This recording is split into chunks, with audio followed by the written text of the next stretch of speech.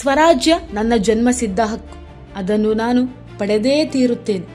ಈ ಘೋಷಣೆ ಲಕ್ಷಾಂತರ ಭಾರತೀಯರ ಹೃದಯದಲ್ಲಿ ಸ್ವಾತಂತ್ರ್ಯದ ಜ್ವಾಲೆ ಹೊತ್ತಿಸಿತು. ಆ ಮಹಾನ್ ನಾಯಕನೇ ಲೋಕಮಾನ್ಯ ಬಾಲಗಂಗಾಧರ ತಿಲಕ್.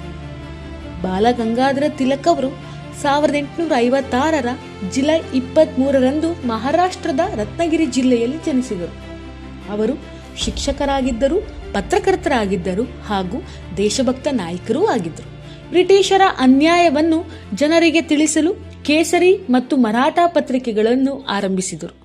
ಜನರಲ್ಲಿ ದೇಶಭಕ್ತಿ ಮೂಡಿಸಲು ಗಣೇಶೋತ್ಸವ ಮತ್ತು ಶಿವಾಜಿ ಜಯಂತಿಯನ್ನು ಸಾರ್ವಜನಿಕ ಉತ್ಸವಗಳಾಗಿ ಆಚರಿಸಲು ಪ್ರೇರಣೆ ನೀಡಿದರು.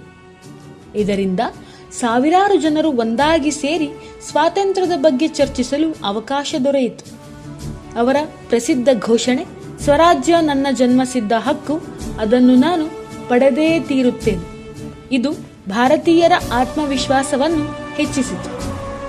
ಬ್ರಿಟಿಷ್ ಸರ್ಕಾರ ಅವರ ಚಟುವಟಿಕೆಗಳಿಂದ ಹೆದರಿತು, ಅವರನ್ನು ಹಲವು ಬಾರಿ ಬಂಧಿಸಿ ಜೈಲಿಗೂ ಕಳುಹಿಸಿತು. ಆದರೆ ತಿಲಕ್ ಅವರು ಎಂದಿಗೂ ತಮ್ಮ ದೇಶಪ್ರೇಮವನ್ನ ಬಿಟ್ಕೊಡ್ಲಿಲ್ಲ. 1920 ಆಗಸ್ಟ್ 1 ಅವರು ನಿಧನರಾದರೂ ಅವರ ವಿಚಾರಗಳು ಇಂದಿಗೂ ಪ್ರತಿಯೊಬ್ಬ ಭಾರತೀಯನಿಗೆ ಸ್ಫೂರ್ತಿದಾಯಕವಾಗಿದೆ. ಲೋಕಮಾನ್ಯ ತಿಲಕ್ ನಮಗೆ ಕಲಿಸಿದ ಪಾಠ ಒಂದೇ: ಸ್ವರಾಜ್ಯ ಎಂದರೆ ಕೇವಲ ಹಕ್ಕಲ್ಲ, ಅದನ್ನು ಪಡೆಯಲು ಧೈರ್ಯ, ತ್ಯಾಗ ಮತ್ತು ಏಕತೆ ಅಗತ್ಯ. ಜೈ ಹಿಂದ್, ವಂದೇ ಮಾತರಂ.